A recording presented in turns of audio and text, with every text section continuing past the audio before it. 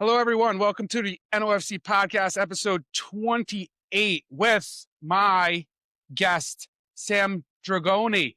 Sam is a financial advisor and he works for Primerica. And Sam's been doing this since 2007. I'm going to give Sam an opportunity to talk about himself in a moment, but this episode is going to be titled First Responders Financial Freedom. And the purpose of this episode, it it aims to give law enforcement officers, first responders, and their families a clear understanding of financial investing and what options they may be suitable for them. Sam's going to go over a bunch of those options. He's going to talk about as much as he can in this episode, and then he's going to advise you if you have any questions for him to follow up, and he's going to give his information. We hope that this conversation can both benefit new police officers that are brand new to the job and police officers who are towards the end of their career that might have made some mistakes. And Sam will explain how it's never too late, but also the earlier you get into it, the better off you are. I mean, correct me if I'm wrong, but Sam, please do a brief introduction of yourself and what your history is to our viewers. Absolutely. First things first. The elephant in the room. That picture you put up of me, that's about 12 years old. I was about 18 back then. Just kidding. Hold on, hold on a minute. Yeah. Yeah, very good. And you ever hear somebody say if you wear certain colors, it makes you slimmer, makes you look younger. Well, FYI, so does Just for Men, and that was that picture. But I was believe it or not, I was a commercial driver. I had a 20-year history, finished that and wanted to do something more, wanted to be in business for myself. A friend of mine said, hey, there's a company looking to hire, the only company, by the way, in the industry that hires part-time, financial services. And I said, it's something that I've always considered because I've always been good with numbers and just and for me, it's always been a nice thing to just kind of broaden my horizons, right? So almost now going on 19 years. In a few months, it'd be 19 years. I started part time, and I just thought it would be something that I would do just maybe alongside, like many people. Hey, just kind of like a side hustle, if I could call it that, right? Real quick, within a couple years, and I decided to become a great student, if I could say that, and just learn as much as I can, or could. And within a couple of years, I found myself, which is amazing, as on a part time basis, making let me say, when I say part time, I was probably working no more than 30 hours a month. That's really part time, right? I mean, like that's almost like spare time. And I found myself at the end of that year coming really close to about $82,000 in income. And I thought to myself, holy crap, right? So the guy that was training me, I never forget this. He said, hey, man, why are you effing with this? I'm like, what do you mean? I'm like, I made 82 grand part time. He goes, yeah, but if you went full time, you would very easily double your income. At that point, I kind of put my head down and said, hey, let me get to work here. And got to full time. And as you know now, I'm a regional vice president. I don't get hung up on titles, but that's just the position I've earned as I grew. Um, what I found right away is that, like myself, before coming into the industry, I really knew very, very little. There's a lack of education in this country, financial education, and I think it's done on purpose. People are left in the dark so that they could be taken advantage of. Right? I don't care what endeavor in life. If you don't know, if you go to buy a new car and you don't know enough about that car or the pricing or that, you could be taken advantage of, right? Same thing here. And immediately I realized that I was making a difference in people's lives. And maybe because of the way I was raised, you do good, good comes back. I started falling in love with being able to really truly help people, right? And I will say this: I'm Italian. I could talk forever, so you cut me up when you have to, right? Um, I remember meeting with several people that said, um, it's already too late for me, and I'm going to have to work till I die. And I said, well, that's not a good option. So that's I have probably a half a dozen to a dozen clients that said that to me that are now millionaires because we put a strategy in place, and it's been only about 15 years. Put a strategy in place. They did their part. I did my part. And now they are like, wow, we're in a great position. We're going to be able to retire and we're going to have uh, a retirement with dignity, not just scraping by, which is nobody wants to do, right?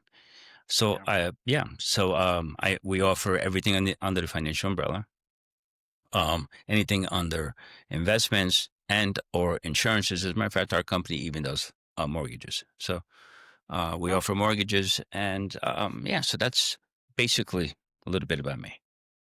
all right. So let's rewind a little bit just for our viewers. So how I came to meet Sam was through a mutual friend, Patty Flint, retired trooper. She's an avid follower of the podcast. She had reached out. She wanted to purchase some merchandise. She was coming up from West Virginia to the Orange County area, and she wanted to meet. It was probably an hour conversation of Patty and I just catching up with each other.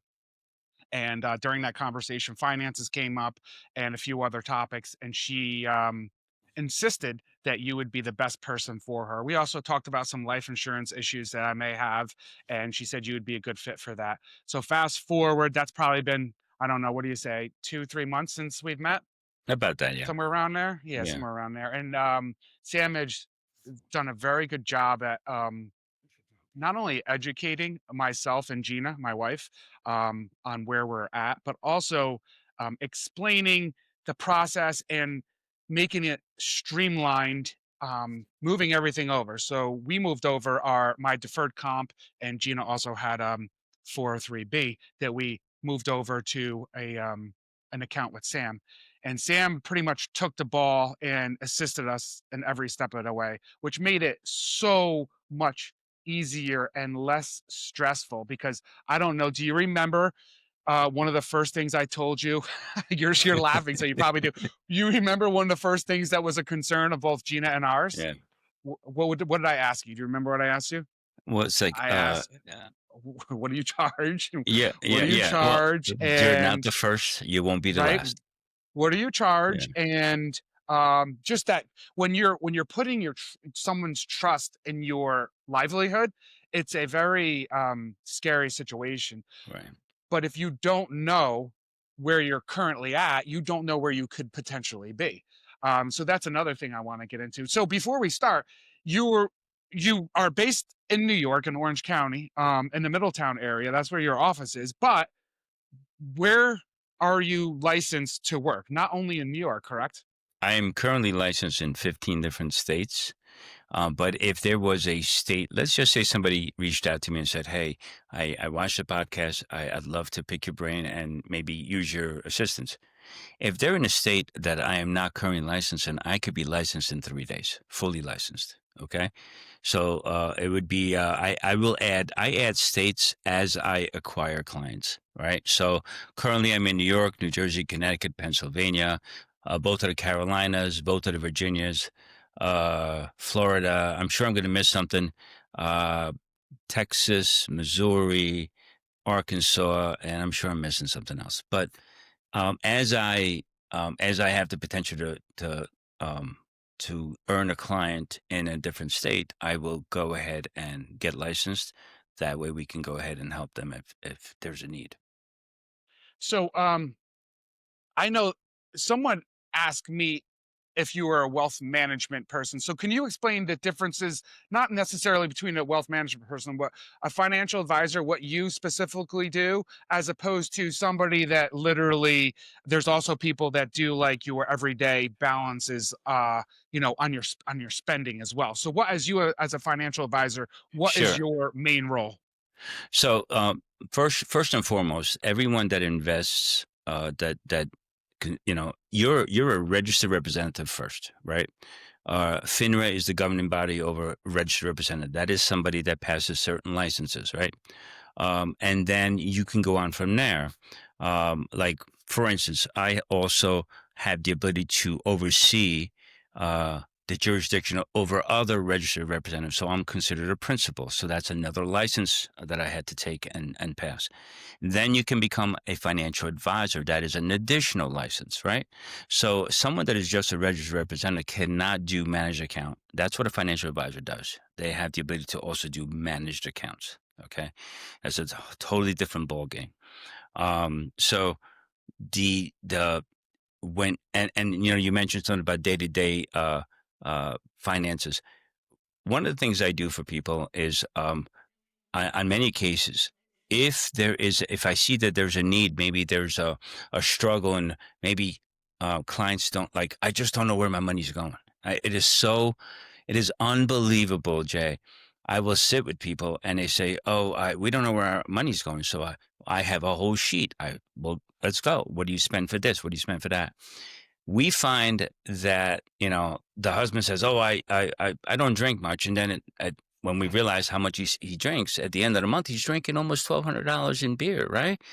We don't smoke much. $1,800 later, right? They don't know where their money's going. So a lot of financial advisors will just, they want to invest your money. They want to just show me the money. If you remember, Jay, I didn't ask you how much you had. I have to first educate, then see what the need is. If there is a financial needs analysis needed, we offer financial needs analysis. I call it it's a financial GPS, right? You would not go to a place you've never been before in today's day and age without a GPS, right? Everybody has them on their phone, right? Because it makes sense. You don't want to get lost. Well, how important is it not to get lost between here and retirement, right? So a financial needs analysis looks at what you have, determines where you need to go, or where we're trying to go, and then builds a path for you, right? A strategy. So a lot of financial advisors don't do that. They just want to invest your money. And what do you have? How much do you have? I don't care what you have. I need to know first a little bit about you, your situation, your circumstance, and then, okay, let's figure out how to get there. Awesome. Dude, Sam, I love that effing analogy of GPS, because that analogy resonates with me, because there isn't, I can go for literally a half hour down the road, and almost every single time I put the address into the GPS. Yeah. Not because I don't know how to get there, but also because of what? Roadblocks, Yeah. construction, accidents, and whatever. Yeah. So that's a perfect analogy for Absolutely. your financial future. It's like a GPS, because that GPS potentially forecasts a block in a roadway, Right. or construction, or Right. something going on, and it will reroute you around Right. that, right? It'll show you Yeah. a different route. So that's an amazing analogy, which I've never heard before. And I told the guest you're going to come up with some good ones. So you've got one in the bank so far. We actually, alongside, and I'll say this, let me just add this, alongside the financial needs analysis, which is what I call a financial GPS. Um, we also, I insist on a yearly review. And there's certain clients that are a bit of an extra mess, if I could call it that, in a loving way.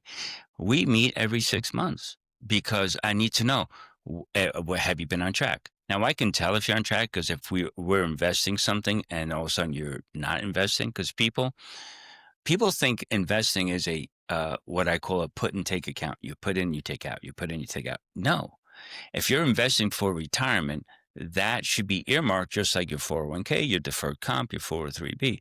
People are not disciplined enough. And because of that, one, we're going to review on a yearly basis. Two, I use a three bucket approach as much as I can, right? Some people fight you on it, but the three bucket approach is, you have short term. Hey, emergencies happen, right? You don't know when. If you knew when, it would be a planned event, right? Not an emergency, right? You would know it was coming. So we need an emergency fund. The second one is for what we call a midterm account. Will you need a new car in 3 to 4 to 5 years? Will you need to update your furnace? Stuff like that. So we want an account for that. And then the third bucket is your long term. You don't touch it, set it and forget it, right? So that when an accident or an emergency happens, you're not dipping into your retirement. You have your first and your second account you can work. Those are things that a lot of advisors don't do. Yeah. So another thing, and while you were talking, something that came up to me is something I want the listeners to be very much aware of is Sam's not your everyday advisor. What Sam does is Sam gives you his personal cell phone number. Yes. and Sam answers his phone. Not only does Sam answer his phone, but any event he doesn't answer his phone, which hasn't happened maybe but once with me, he immediately calls you back or sends a text telling you that he sees you and he will be back in touch with you. That's something that in 2025 is very rare. So that goes a long way, especially for someone like me who doesn't doesn't like to be put on the back burner. But thank you for that. So anybody who's Absolutely. listening, Sam is that guy that's going to be in touch with you. He's gonna suggest to meet at your house so you're not inconvenienced. He's not going to bring you down to his office unless you want to go to his office. So he's going to come out to your house, sit down with you, and actually ask you all these questions that he's going to go over here. So another question I have is obviously this is a law enforcement based podcast. Um, you're not only law enforcement, but if you had to guess whether you want to do percentages or however you want to break it down, what percentage do you think of law enforcement do you have in your portfolio that you handle, would you say? Approximate. Sure. Before I answer that, I just want to, if I could piggyback on what you said about my phone number. Yeah. One, most advisors give you an 800 number. They don't even give you their personal number, right? If you have an issue, you call the 800 number. You will get my cell phone number. I've answered on Saturdays. I've answered on Sunday nights. If I'm available, Mhm. I will call. I will pick up the call. The other thing I do is if you call my office, because obviously we have an office as well. If we are not in the office, whether it's after hours or we're traveling on the road, that number automatically is forwarded to my uh, office manager. Somebody is there to always pick up the phone, which is amazing. Okay. Yeah. So Okay. now to answer your question, I would say between state police, sheriff, NYPD, I probably have about a 60% law enforcement of maybe 50-50, about 50-50, Okay. 55-45. Yeah. Okay. And how many, I mean, you don't have to tell me exactly, but I remember you telling me how many clients you have basically in your bucket over the past 19 years, that probably most of them are still with you. If you had to guess, how many have you at least worked with over that many period of time? uh, I've got, you know, I got to be a couple thousand Yeah. that I work with on a regular basis. The other thing that we do just to touch, because it's, I hear so many times, hey, this guy invested my money and I haven't seen him in years, right? Very common. Um, One of the other things we do is we send out a weekly letter. I pay for a system that sends out a letter from my office. So you see my name, you see my face, right?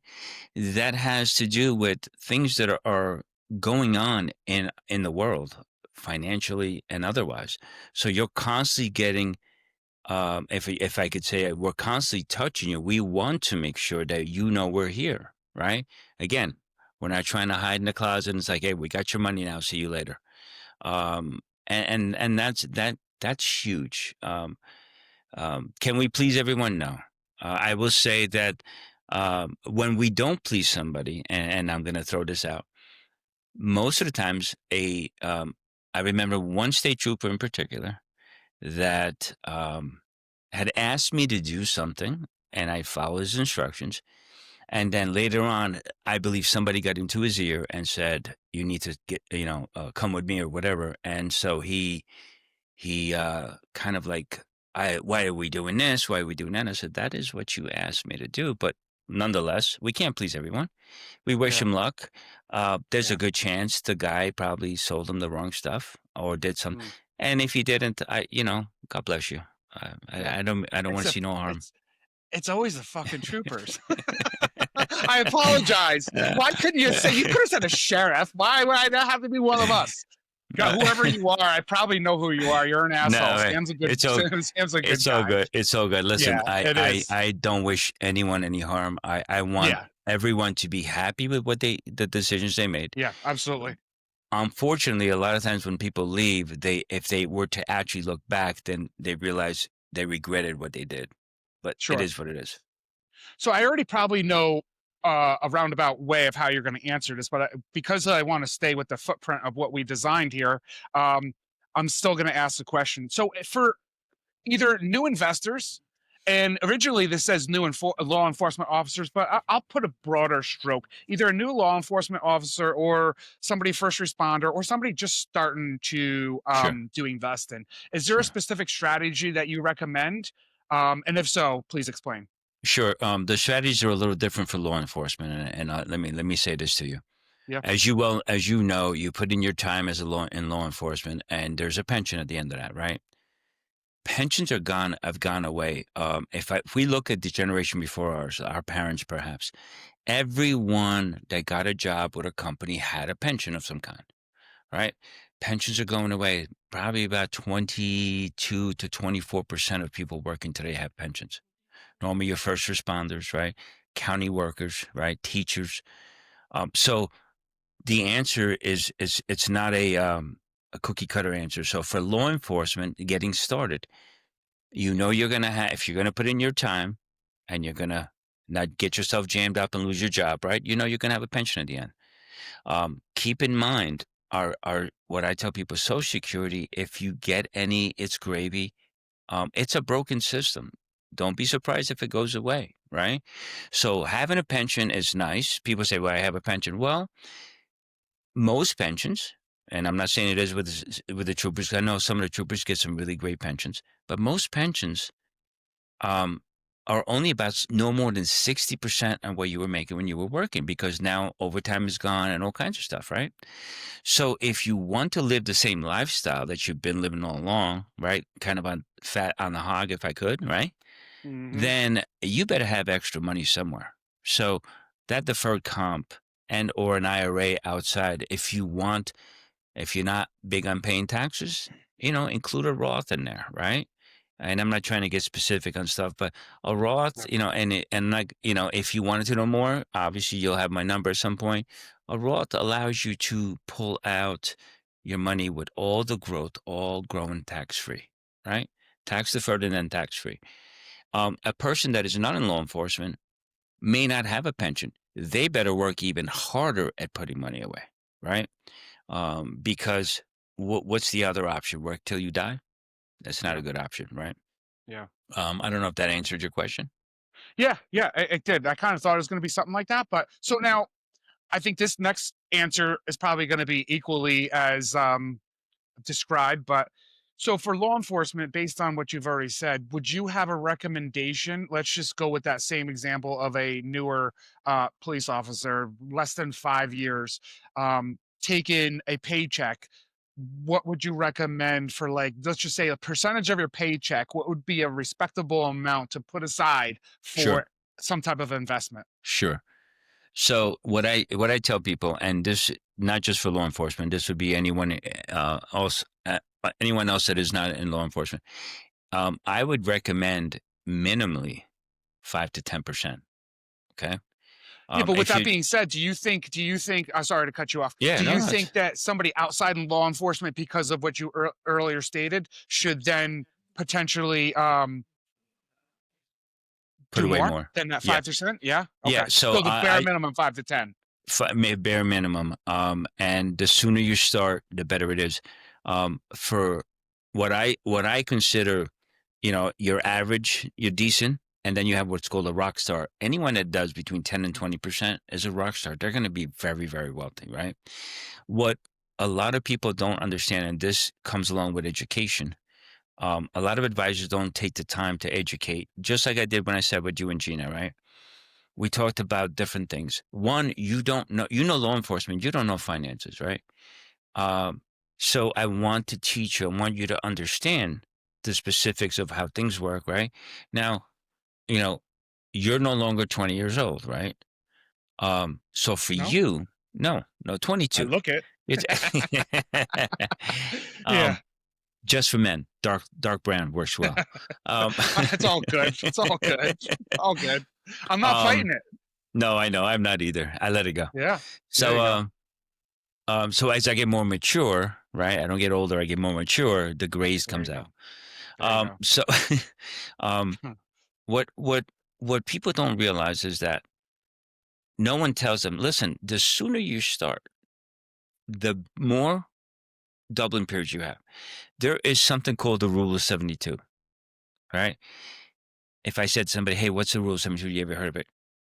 Out of out of this thousands of people I've sat with, I think I had 3 people in almost 19 years that actually knew what the rule was. They had heard of it. Huh.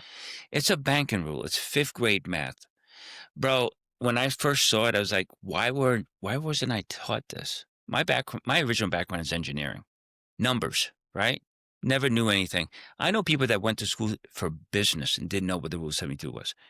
It's simple, right? Banks use it. It's also called the banking rule. Any interest you get on your money, right? Divide that. If you're getting, say, I'm going to use a number, 8%, divide into the number 72. It tells you the amount of years it take your money to double. That's 9 years. Every 9 years, your money doubles. If you start at 18, how many 9-year periods do you have? You and I have a lot less 9-year periods, right? So the younger you are, the more your money doubles. It's the same concept as I can give you $1 million today or a penny double for 30 days. And most people say, I'll take the $1 million. What they don't realize, at the end of 30 days, you have almost $12 million. It starts out as a penny. Day 25, you're still like looking at like a few $100, and then it just takes off, right? Doubling periods, that's huge. It's compound interest is very powerful. The sooner you start, the better off you're going to be. It is not hard to become a millionaire. If I had 15 to 20 years with somebody, I can make them a cash millionaire. All right. Most people aren't disciplined enough. That's all it is. New clients, you meet a new client, Jason and Gina, or whoever it is you meet. What would you say is maybe one of the top questions or top 2 questions that you get on a new client for concerns that they have in this area of life? Sure. First thing they say is, I'm scared. I don't know crap about financing, right? People are just scared. I don't know what to do. I can't tell you how many people have their money in stable funds. And I look at what they have and I'm like, you're 40 years old. You've got 25 years before Social Security kicks in, right? And you're in stable funds. Dude, the money will never grow. Do the math. You're getting 2.5%, maybe 3. Do the math, divide that into 72. How many years will it take to double, right? Um, so, and I'm not skirting your question. I want to, the other part is, will I be able to retire with dignity? Those are the big ones, right? So again, Yeah. it's a matter of looking at it and deciphering what that individual needs. It's not cookie cutter. I don't do cookie Yeah. cutter because your needs, my needs are totally different. And one big drawback I get is people say, I'm good. I've got my money in CDs. Okay, right now CDs are giving what, maybe 2%? I've seen some CDs for 4, but they're coming down because the interest rates are changing, right? When the interest rates are doing well and you have your money in CDs and you're making 1%, what's 1 divided into 72? 72. So in 72 years, that money will double. You're doing great. So I will say this, Sam probably won't say it either because he can't or he just won't. But the reason why I ended up choosing Sam is obviously for as I earlier explained, because of Patty and her recommendation. But not only that, but Patty and I went into some detail on exactly how you helped her, because some people are more comfortable talking about their finances and some people would rather keep it private. So Patty and I had a more let's just call it intimate conversation on what actually you were able to do for her in a very short period of time. And and she also said how long you've been with her and where she's going to be at a certain age. So she literally had the breakdown of everything, which made me a lot more confident. And obviously the mutual relationship helped as well, but like that was more of the cream on the top that made it, Right. is her giving her background on what her experience was. So obviously it's only been a few months for me, so I can't speak on that, but I can speak on the relationship portion of it and how, I don't know, our personalities just, we bust each other's balls, and you always answer my calls. So what else could I ask for? It's a great relationship. Absolutely. Um, so what Another question going on our framework here. At what age can someone withdraw retirement funds for the best tax advantage? What do you think about that? So it depends. Okay, so there are different. Let me touch on the fact that you have IRAs, right? And you have employee sponsored retirement accounts, such as a 401k, a 403b, 457, also known as the deferred comp, right? So that will determine when you can take money and your best possible tax advantage. First off, let me just, if I could, touch on why the different employee-sponsored retirement accounts, right? Yeah, that's going to be the next screen. Just if you can Oh, break down the differences between those three, sure, please. sure, sure. Do you know? Do you want me to break down why they were created, like why they're different ones, or Yes, just go into okay, it so people really understand for okay? sure. Absolutely. So, they were created by the IRS, right?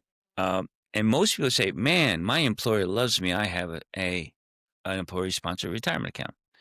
Those do more for your employer, give them more tax tax breaks if I could, than they do for you. Now they do help. The reason they were created is because they knew that this Social Security was broken. They keep borrowing from it, Social is broken. So they broke them down by sector. All right. So let's start with 457, also known as the deferred comp. Those are for first responders, firefighter, police, EMTs, corrections officers, and some county workers. Right. That's your 457. Anyone who is in the health industry or is a teacher or in the teachers union or a non-for-profit organization, those are 403Bs. Okay.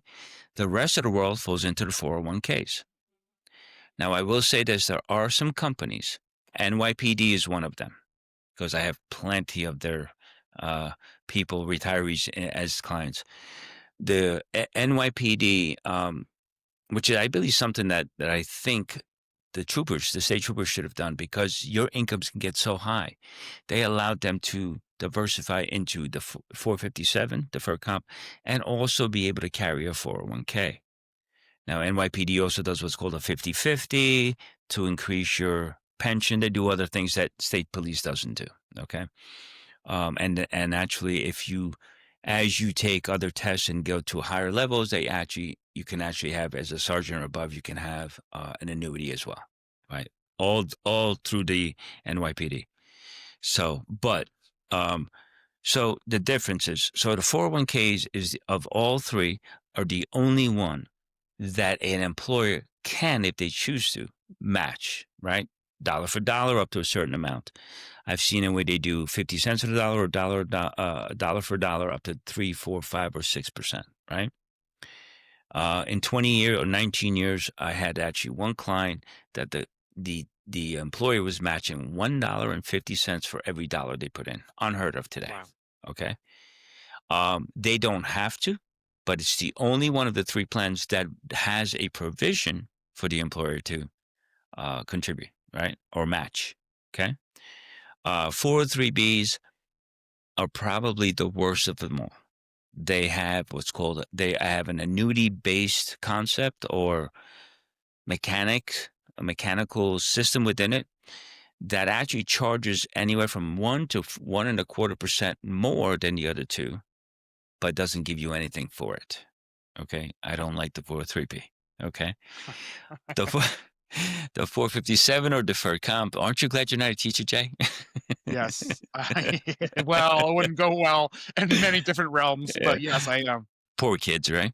Um, Yes, exactly. the 457 has an advantage that the other two don't have. Again, the 457 has no matching contribution. However, when a first responder uh, um, leaves their job, they have the ability to, if they want to, take their money out, and no matter what age they are. Okay. Why is that important? The other two, you have to be at least 59 and a half. Otherwise, you get charged an additional 10% early withdrawal fee by the IRS. It's a penalty. Okay. So when you take your money out of any one of those accounts, if you cash out, right, the first thing they do is it's part of the IRS ruling, 20% off the top, right? So if you were to take money out of the other two accounts other than the deferred comp, and say you were 50 years old, you now have a 30% tax right off the top, the additional 10%. So to answer your original question, when is the best? Well, everybody says, when can I take my money out? Well, here's the question. If that money was put aside for retirement and you take your money out at 59 and a half, let's just say, right? Because you don't want to have that extra penalty. How long do you think it's going to be before that money's gone? Right? The reason for putting it away was so that it could help you through retirement. So the strategy shouldn't be let's liquidate because I'm 59 and a half. Oh, I've reached my age. Let me get my money and run. Where are you going to go? The average person will go through that money so quickly and then say, oh crap, what do I do now? Right? So Hmm. at 59 and a half, so you don't get the extra 10% penalty for 401ks and 403bs, deferred comp at any given point, but you have to know why that money is being used. And is it just because I have it and get my hands on it? Well, that's really kind of stupid, right? You put it there so that it can supplement. Listen, how long have you been retired? Just about 4 years. 4 years. So, Yeah. do people know how old you are? Yeah. Yeah. 50. I'm 50. 50. So it's Yeah. okay. So I can't mention it, but you can, right? So you retired at 46, right? Imagine if you were to take everything out of deferred comp because you can, right? If something happens between 46 and let's just say God gives you life till 80, 85, right? That's 35, 40 years of life after retirement, right? Do you think things are going to start costing more as years go on? Yeah. And if your pension does not have a strong cola attached to it, you're going to find that your money doesn't go as far. That's where the deferred comp comes in, right? So if you use it all up front, you're going to be sucking wind in the later Yeah. years. That's not a good option, right? Yeah. So the answer is yes at 59 and a half, but that's not really what you want to do. You want to have a strategy. Maybe you take part for, maybe you have, say you want to buy a second home or a vacation home, or you wanted to, hey, my wife and I want to travel in a motorhome, so we're going to spend some money. But the rest of it should have a strategy that allows you to kind of keep up while you're in retirement with the same lifestyle. Yep. I hope that Yeah. made sense. No, it makes absolute sense. Unfortunately, I'm sure you see it quite more often than other areas of this world, but we have a tendency, specifically law enforcement, to live above our means. And it's, I did it for years. I did it for years. And it wasn't until later on that both myself and Gina decided to get serious with our finances. The one thing I did do is, I did contribute from day one in the academy and put my money in deferred comp. And I remember having a conversation with you when we went over it, and you told me it's very good. He's like, you're in a very good Above situation. average. Well, above Yeah, above average. average is what you said. Very, very well above average. And then you said, imagine if it was what I can put you in that same scenario, and it literally would have been probably times 3 or 4. So I'm grateful for where I'm at, but Absolutely. I'm also grateful for the education that you're able to provide, because now moving forward, you put goals for me and Gina, and we now know where we should be in another, let's say, 12 years. And you set us up pretty good, at least on paper. And that's obviously the goal, right? Everything's on Right. paper. Obviously, you could probably say also that nothing, you can't guarantee. So, I think that's another thing you might want to touch on, or we might want to touch on. I'll bring it up. I know a lot of guys and gals in this sector will kind of give almost inflated expectations on where they're going to be, whereas you kind of brush a broader stroke and like, hey, this is where I hope for you guys to be in this set amount of time based on my experience.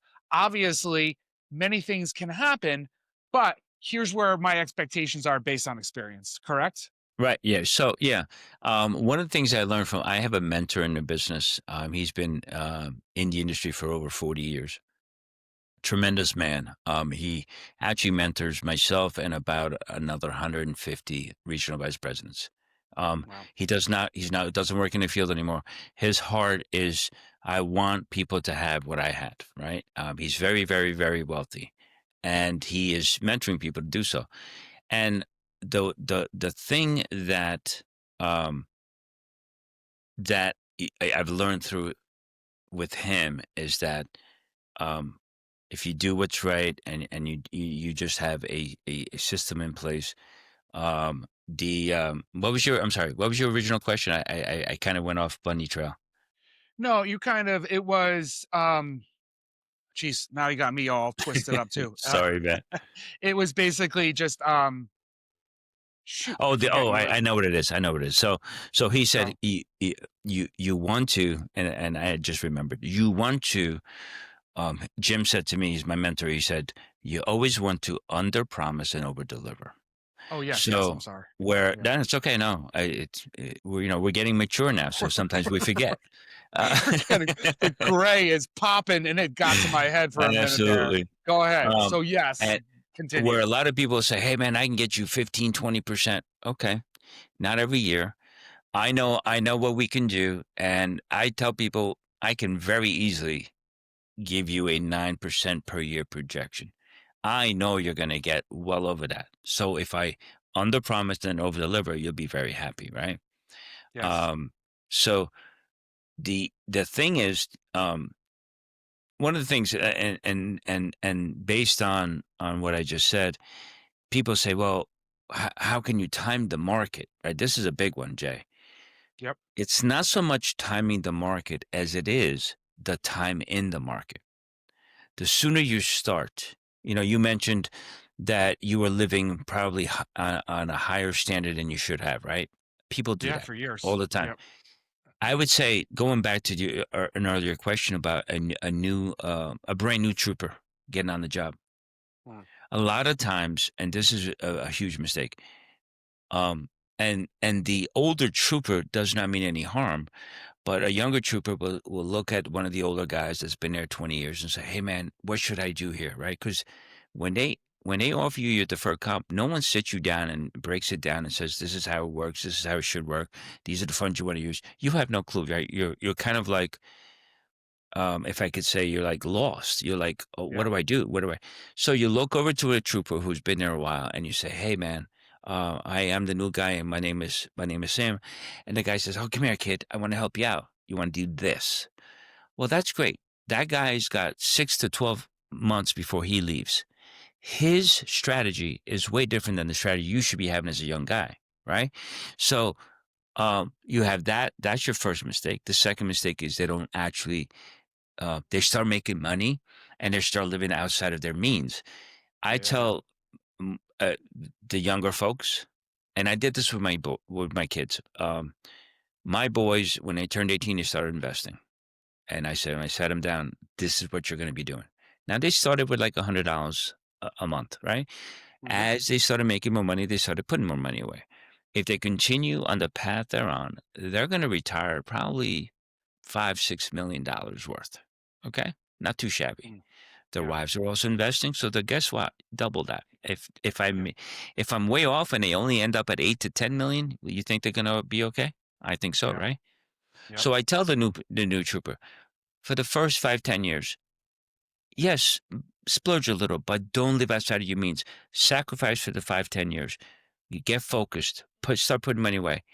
What you're gonna see is that at some point, one, you've disciplined yourself not to get crazy. And two, you're going to find yourself at the end of your 20 or 25-year career very, very wealthy, where you're going to be like, wow, I cannot believe where I am. As a matter of fact, my boys have actually said to me, they're now 32 and 33. So they've been investing for about 15 years, right? Dad, I cannot believe these are my accounts. And I tell people this all the time. It's obviously makes me feel good, right? My boys have more in their IRAs than the average adult I deal with today Yeah. That's awesome. because the discipline, Yeah. right? So I want to piggyback real quick off of your example of a brand new trooper, or a trooper. Let's just say with I I don't care. I, I don't care if you're still on the job, because this is the mistake I made. I think that you should live by the means of your base salary and maybe slightly below that as your ceiling on where your expenses are. In other words, like make if you're making 100 grand a year base salary with no overtime involved, I would suggest probably 30% below that is where your ceiling should be, and then that extra 30% somewhere along that somewhere along that calculation. Doesn't have to be perfect, but by all means don't be making 100 grand and coming in the door and spending 110, because a new trooper, they get their brand new cars, their Yeah. $80,000 trucks, and their nice vehicles, and they're living above their means for sure. Or they're buying a brand new house nowadays at $600,000. Yep. So just wait for a minute. Like it's not going anywhere, right? Stay I like you said earlier. As long as you don't fuck up or do anything stupid and get jammed up, you're gonna have that money for a little bit of that's time. right. So That's right. let's. I see it so often, Jay. I this is no, not going to mention any names, obviously, but I've been in several homes of law enforcement agents who started living so much outside of their means because they were doing overtime like crazy. I remember one situation really freaked me out. So I went into somebody's home, sat with him and his wife, and because of all the overtimes, you started getting timeshares, you start doing this, you start doing that. Outside of their mortgage, the one couple had about $100,000 in revolving debt, which blew my mind. That's crazy. That blew my mind for about 18 months until I went to meet another law enforcement that had over $150,000 above and beyond the mortgage. And I was like, what are you doing, bro? Yeah. Um, so again, discipline. Um, Yep. and it's so easy to, man, I get all this overtime. And I know Mhm. for a while when you guys, and I don't remember, I don't know if you were one of them where you guys were going down to New York City to help out, right? Yeah. Making Yeah. Yeah. buku overtime. Yeah. Well, Yep. that cash cow stops at some point. It So if does. you It get always does. accustomed, yeah, you get It always accustomed to does. that. Hey, man, I'm making 175, 200,000 right now. Great. Bank the crap out of it. Yeah. And then when it ends, you have this nice nest egg that you can say, hey, I want to take part of it and I want to put it down in a nice truck. But don't raise your lifestyle to that, what I call temporary income. Yep. Yep. Very good point. Um, can we do a little bit of a brush on life insurance only because what me and you experienced? Because you do or yeah. And we don't have to go into details, but are you comfortable talking about that subject? Yes, so I'm gonna talk about it a little bit, and I hope I don't offend anyone. And if I do, I wasn't speaking to you, okay?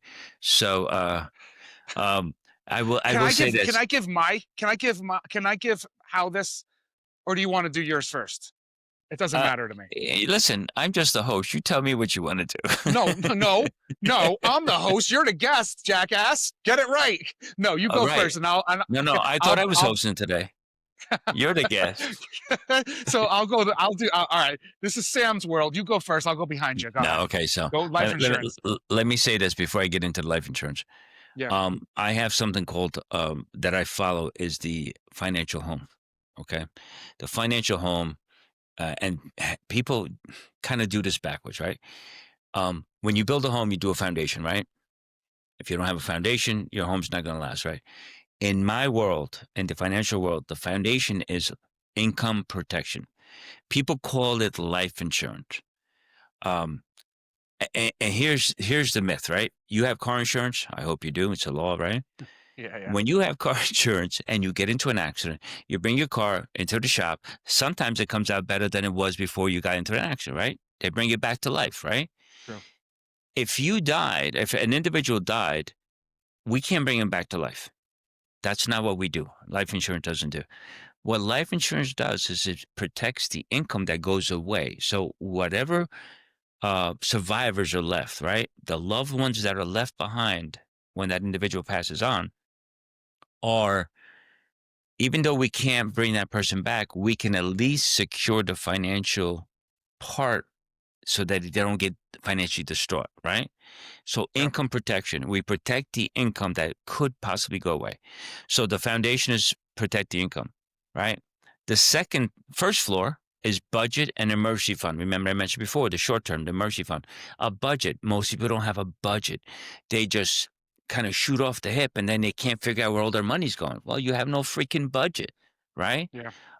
Then the next thing is if there's any debt, accelerate paying down debt, and I have a system for that. Debt stacking. I can get people out of debt in 18 months to 24 to 36 months at the very most, depending how much debt they have, right? The next thing would be retirement.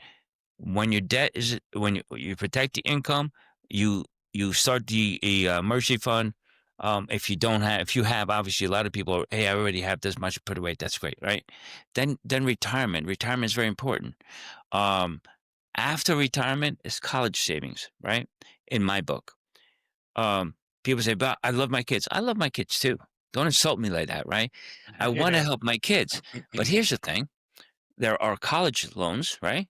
There's no Yep. retirement loans. There's a reason for that. Retirement, if you have your retirement place, by all means, and you have the wherewithal to do so, help your kids with college. But Yep. retirement is more important. I can't tell you how many, and a lot of them are troopers. They put all their money into, I'm paying for 3 kids going to college. And then they're like, I'm just getting by in my retirement. No shit. Okay. Yeah. I want to You can't take care of your kids if you can't take care of yourself, right? bingo. And I will tell you, I've never had a client come back and say, I put my kids through school and now they have this awesome job and now they're helping me pay my bills. Not one fucking kid, excuse the language, right? Oh, I love it. Yeah. Yeah. So you pay for their colleges, you maybe kind of chinch yourself out of the retirement you could have only to get nothing in return. So your retirement better be in place, and only then can you do the college thing. And then the roof on the house. That's your fun stuff. Vacations, goals that you want to have fun with, right? The average person starts with the roof as the foundation. Let's just have fun first, right? Yeah. And so that becomes a mess. So now to answer your question about the life insurance. Life insurance is not supposed to be something that you need for life. Okay? It's income protection. They call it life insurance in the industry because they want you to think you need it for life. The scumbags that sell cash value life insurance are doing it because it makes them and their company very wealthy. The only thing you need is term insurance. And I know somebody's going to say, that's bullshit. Let me explain. Term insurance, let's just say you get a 20-year, 25-year term. At the same time you get the insurance, we put together a retirement plan in place, right? A savings plan. That savings plan in 20 to 25 years, if you do your part and I do my part, you will have replaced the amount of insurance you had. Okay? At 20, 25 years, at that point, you don't have to renew and you get rid of that bill, right? Who wants to have that bill going into retirement? Let's just say you're going to have that one or two people, or maybe more, they're going to say, well, what happens if you haven't created that retirement? Then at that point, you get more insurance. And I'm going to touch on that because somebody's going to say, that's bullshit because you might not be insurable. So let me just stick with we believe you buy term, you invest the difference, and then you become self-insured through your investments. If you had $500,000 in the bank or in investments and you died, do you need life insurance for your loved ones? No, the money's there, right? Mhm. Cash value, what I call trash value, they call it whole life, they call it variable life, they call it IUL index universal life, they call it universal life, and there's also one they kind of sneak in there. It's called term with return of premium. They're Mhm. all scams. Okay. Hey, by the way, while you're explaining that, which one was I hosed with? Which one was that I had? You had a variable life. Yeah, I Yeah. right up the ass, right up the Then, booty. well, I think they used lube though, because the paperwork you showed me was a little greasy. Um, the, Yeah, it the, felt better, right? yeah. And then, um, the best is when you see these policies that have multiple names in them, like flexible premium, index universal life. The more names that are in it, the more expensive it becomes. When you have car insurance, you want the best coverage for the least amount of money, correct? Yeah. So if you're getting life insurance or income protection, you want the most coverage in the event that you were to die, that your loved ones have the most amount of payout for the least amount of money. Well, the cash values will never meet that requirement, right? As my job, I'm not talking about the other advisors. My job is to focus when I work with a client. Is my job is to make sure that you are protected if you die, your family's protected if you die too soon, and that if you live too long, which means you have gone past your expectation and you're now in retirement, that you have enough money so that if you live too long, you have enough money. Protect you both ways, right? Got it. In the industry, this is something most people don't think about. 80% of the people I sit with will go past 65 and go into retirement and will need assets, right, to live off of. Only 20% are going to make it, are going to die and not make it to retirement, right? I don't know who's who. So I have to treat everyone as if they need the insurance right now, but we're going to put a plan in place so that if you get to retirement, you have enough assets, right? So now let me go touch back on the term insurance, because people say, well, what happens if I get to my 20 years and I didn't have enough assets? Either I dipped into them when I shouldn't have, or I didn't put enough away, or something happened, right? So term insurance in the whole industry is considered, and it's called convertible. What that means is at the end of your term, let's say you had term insurance with any other any other company. Like, I don't want to call any companies out, but you have like Snake Farms, right? You have All Snakes, right? New York Knife. So all those companies, Oh, you like that? you're. I love you. Yep. Yep. Yep. Yep. Those companies will sell term insurance, and at the end of that term, if you're healthy, you have to reapply, go through blood work and everything else again, right? If you're not healthy, they say, well, we got you covered. It converts to a whole life policy, which is one, when you're young, is already expensive. As you get older, it's even more expensive. So right now, and I don't know, as of recently, I checked, and I think we are the only company in the industry. I could be mistaken. There may be a company out there, but we're the only company that I know of that has what's called guaranteed insurability. The other companies say they do as well, but what that means is if you're not insurable, they're going to convert you to something that you can't really afford, right? You saw Yeah. the numbers, you saw your numbers of where yours was going to go. I think Yeah. at one point it was going to be like $40,000 a year to insure you. That's Yeah. that's bullshit, right? Yeah. For this, come on Yeah, now. come on. I mean, I know you work Come on. more than that, but Yeah. um, Yeah. Thank you. so our company is the only company. Once you're insured with us, hey, let's just say you come in, you're standard male, standard female, right? 20 years goes by, whatever happened, you don't have enough put away, or maybe something changed and you said, I would still love to carry some insurance. You don't have to test again with us. Okay. You say, hey, I want, if you are getting at least the same coverage you had with us or less, you don't have to prove you're insurable. They take your health status when you first were insured with us and they carry it forward for the rest of your life, right? So again, if we do our job right, you don't need more insurance at the end of your term, right? So you carry, it's kind of like when you have a loan on your car, you carry everything, right? As your car gets older, do you carry everything? Most people drop the collision, right? You don't Yep. need to go into retirement with a bill. You want as few bills as possible. People say you need permanent insurance. That's why you need whole life. Bullshit. What they don't tell you is they have the highest commissions. Whole life, universal life, variable life, IULs, uh, term with return of premium.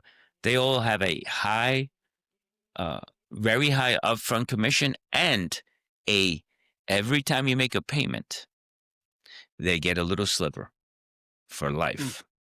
So of Yeah. course they So want to sell you those. yeah, that's a good segue into my example. So for anybody that may be in a similar boat than me, if you as an individual, or if you're married, whether you're a female married to a man, or it doesn't matter, if you have a significant other and you both have life insurance, how many policies should one individual have? Right? How many? How many should One each. don't One one each, each. right? So why? would you think that, for example, me at the time when I was 38, I think was when I first got my life insurance, of an extremely healthy male, and my wife, an extremely healthy female with no, why do you think, I already know the answer is, I want to hear you say it. Why was I given three insurance policies and my wife given two insurance policies for a total of five insurance policies for two people? Can you explain that? Because the guy's a dirtbag. And I will say that guy is not doing it for your best interest. He's doing it for his pocket. Okay. So what And benefits did he get out of doing it that way? oh, he got way more commission, right? If I can say, he sold you one term policy, Yeah. right? Yep. And then Yeah, the other please. stuff, You can explain everything. Yes, please do. and then he sold you the what I call the trash value, right? Mhm. Because that makes him a ton of money, right? Hmm. If you really, if you want to give somebody $1 million of coverage, there's no reason to sell two, three, four. One policy, you can get that person there.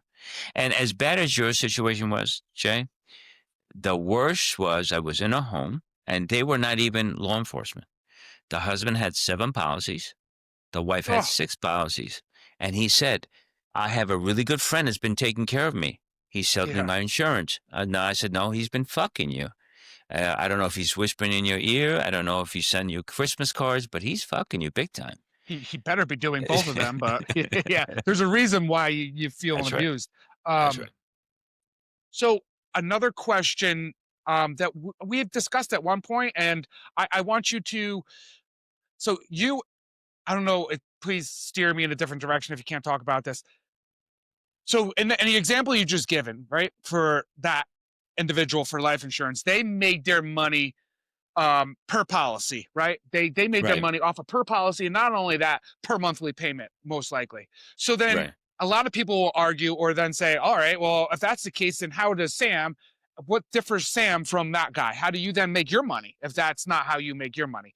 Although you do make it, so explain it. I know what the answer is, but I want Yeah. you to explain it so everybody understands. Yeah. Yeah. So here's another thing to think about. Let me just back up. So Yeah, when you have, in your case, you have 5 policies, right? yeah. Every policy in the industry, our company and other companies, carry a yearly policy fee. Okay. Average company charges $100 to $125 per year. Our company charges a lot less. Okay. About $75 per policy. All right. If I sell you one policy, including that price is a $75 yearly fee. If you have 5 policies at $125, okay, that's $625 each year in your family just going to policy fees. You're getting feed to death, right? So how do I make money? I don't have to make money by ripping people off. I get paid on my term policy. I get paid one time. Okay. If you take more insurance, we have something called an IBR, increasing benefit rider. If you want to increase your policy, let's say you wanted $1 million, but you couldn't, your budget right now does not allow for $1 million, but you can afford 500,000. Our policies have something called an IBR that allows your policy to go up 10% per year in face value. So in 10 years, you could reach that $1 million. It's almost like as you're getting increases in your pay, right? You're getting, you have a contract. It allows you to afford a little bit more. You're buying more slivers, right? So if that happens, I do get paid on that sliver, Okay. right? Hmm. I get paid one time on term insurance, right? I don't need to fee you to death, right? I get paid on investments as well. I don't, how do I say this in a nice way? Because I know that there are people in the industry that used to be in law enforcement and are screwing other law enforcement agents while they smile, right? Yep. Um, Yep. I believe anyone that sells cash value or trash value insurance are scumbags and should not be even considered to be an advisor. Okay. A lot of them will sell trash value insurance, but won't take the extra test to actually help somebody invest for their future. I can't tell you how many times I sit with a police officer or law enforcement, and they tell me that a buddy of theirs retired and got into the life insurance industry. But what did they do for you as far as making sure you have enough for retirement? Oh, nothing. They don't do that. Oh, imagine that, right? Hmm. That's not doing the whole job, in my opinion, right? Like I said to you, the house, the foundation is income protection. Then you go into budgets, emergency funds, debt management, retirement. Those are all the things I bring to the table, right? All those things pay me, so I don't have to sell you the wrong stuff. I don't charge you a dime. Have you paid me a dime yet out of pocket? Nope. No, Okay. I Now, paid you nothing. e- okay. Everything I sell, everything the other people sell has a built-in commission. It's like you buy a car. Would it be foolish for you to think that the guy is doing it out of the goodness of his heart? No, there's a Yeah. commission built in, right? Yeah. You get a mortgage. The loan officer has a commission built in. It's part of the way things work. I don't have to fee you to death or charge you, sell you things that are, you know, if I could say this, higher expensed, right? Yep. They're not even, the things they're selling are not even in your best interest. My theory is if you do what's right, you sell what the client needs, you put a strategy. It's not just, by the way, it's not just about selling something. What does your strategy, what does your situation require? Do we need to get you out of debt? Do we need to have an emergency fund in place? Do you need life insurance? I sit with many people that, and I look at what they have in savings. I say, you don't need life insurance. You may want it, but you don't need it. You're in good shape. And clients will actually say, you don't want to sell me a life policy? I said, please understand. If I would sell it to you, it's just because I'm trying to be greedy. You don't need it. Now, if you want it, it's a different story, right? Yep. The guys that sell that crap, they don't care. Um, there are two people that have nothing to do with me or my company. One is Susie Orman. She has a TV show on finances. The Mhm. other one is Dave Ramsey. He has a radio show on finances. They teach the same exact thing. Term insurance for a period in time, investing, separate. A lot of these guys will say, well, you're getting a life insurance with a savings in it. By the way, Jay, you had one of those and you called. How much did you have saved in that policy after, Yeah. what is it, 8 years, 10 years? No, 12, almost 12. 12. So How much? my How my much? my trash value was Yeah. valued at, hold on. Everybody Huh? turn up their volume. This is some crazy amount. My cash value after 12 years of contributing was $0 and 0 cents. Amazing, right? I asked the lady to repeat it and she said $0 and 0 cents. And 0 cents. I said, how the fuck is that even possible? She's like, I'm sorry, I can review your policy. But I'm like, no, Mhm. that's no, I don't need that at all.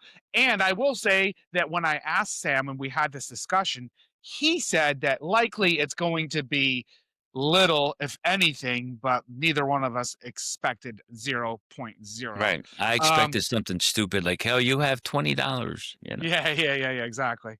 But no, it was goose eggs, the old goose egg. So they And sell it it's a, to you. I'm yep. sorry, they sell it to No, you. go ahead. Hey man, we're building a cash value. And here's the thing. What they don't tell you in many of those cases, in most cases, yours is one of them. If you were to die, and let's just say there was a $50,000 cash in there, right? What they don't tell you, and you and I read it in your contract, they get to keep the cash. So who are you saving it for, Yeah. right? It's not even yours anyway. So if you were to die, Gina only got the face value. They got to keep the cash, which there's none. So that means they already kept it, right? Number two, I love this. Bro, we can build cash in it and you could borrow from it. So my theory is this. If you have a savings account or a checking account with money in it and you need money, do you have to borrow it from yourself? No, because it's your money, right? When you hear the word borrow, it's not your money. You're borrowing somebody else's money, even though you paid into it. They are scumbags. I mean, I don't know how else to say it. They're Yeah. scumbags. Yeah. Yeah.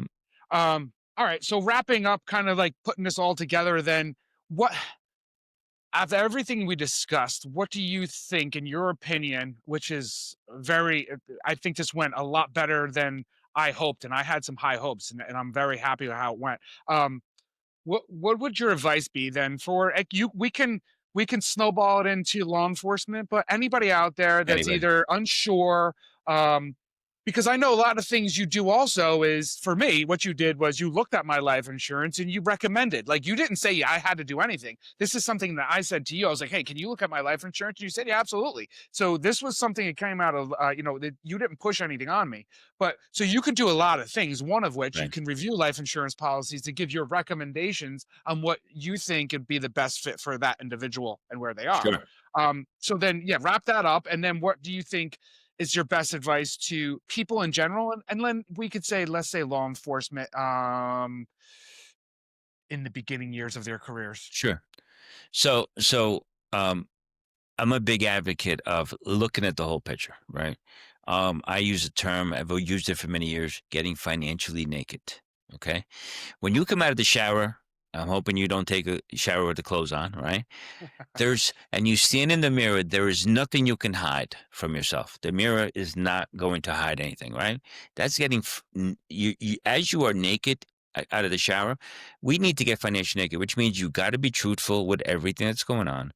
We look at it all and we look, first of all, we have to determine where you are based on your age, how long you've been working, what you have saved. Um, if you don't have income protection in place, that is very important. It's going to take some time, some years to build a very large nest egg.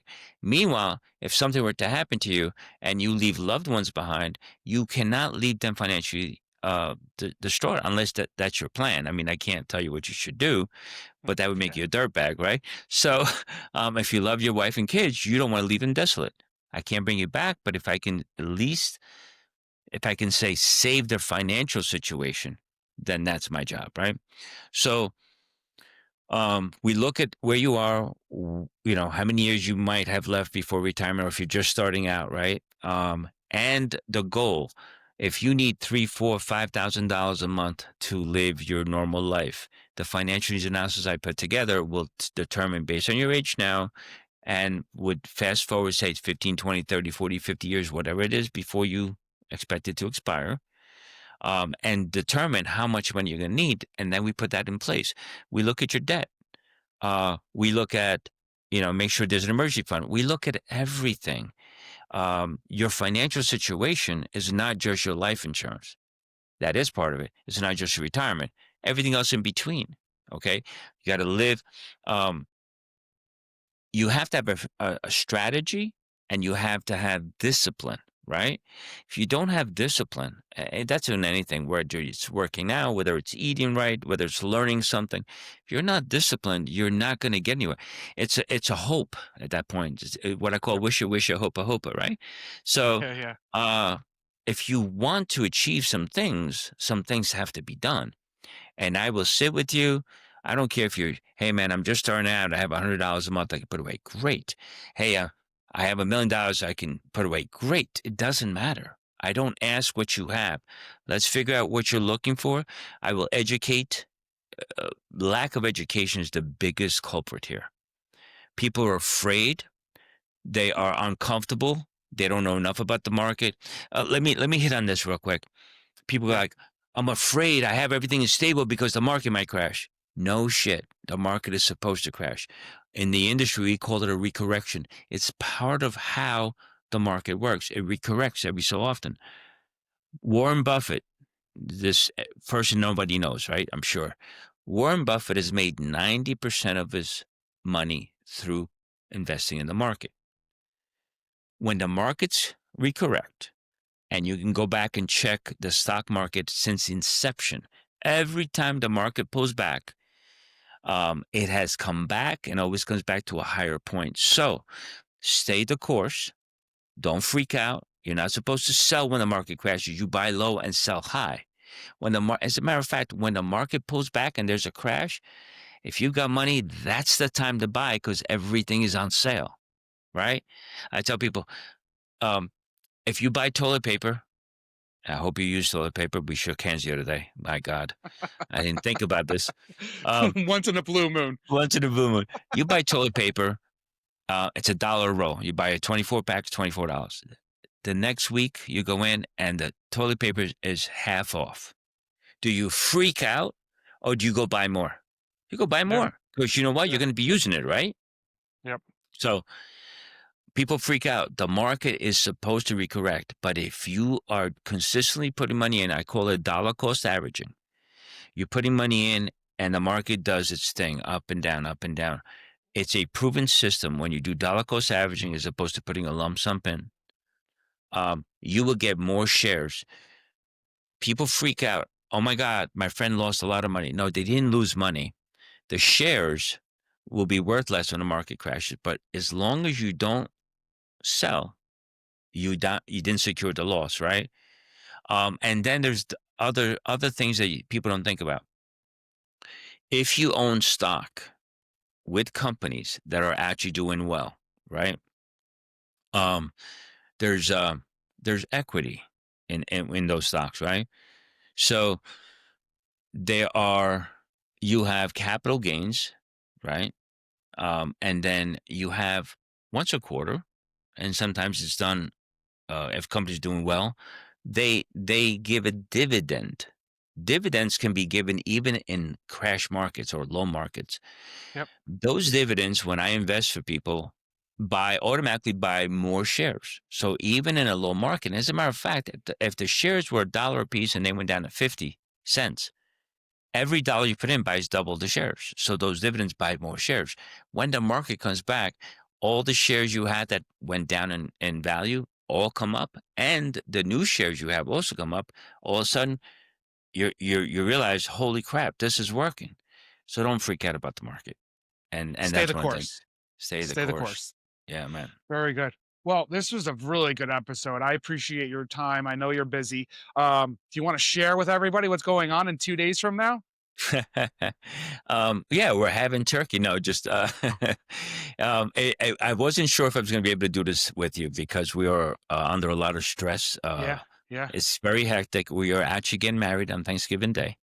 That's awesome. So it's been very stressful. Yeah. Just last minute stuff, right? And Yeah. so we're doing that. I know you knew that.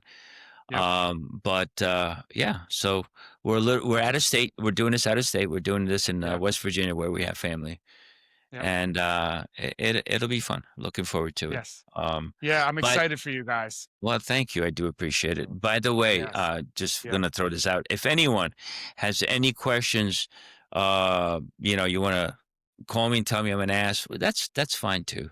You won't be the first. Um, but you can reach out to me at 845-283-3661. I believe Jay will also share some stuff. I have no problem answering questions, sitting with you. Again, I don't charge for my time. You want to pick my brain, see if it's a good fit. Be more than happy to do so. Right. Once again, 845-283-3661. That's it. Very good. Yeah. Well, thank you again, Sam Dragone, financial advisor. He's based out of Middletown. I consider him a friend and very well put together everything that we did. Thank you so much, Sam. Thank you, sir. Everybody who's out there who's with me, thank you. I appreciate you. Keep sharing, liking, subscribing, doing all that good stuff. The more momentum I get, the more we can do. Sam, thank you very much. And do you know Thank what you I'm for going to having ask me. you to? Do you know what I'm Well, going to ask you to say? What's the name of the podcast? no one even fucking cares. What are you talking about? I fucking love it. No one fucking cares. Thank you, everybody. Be good. Take care.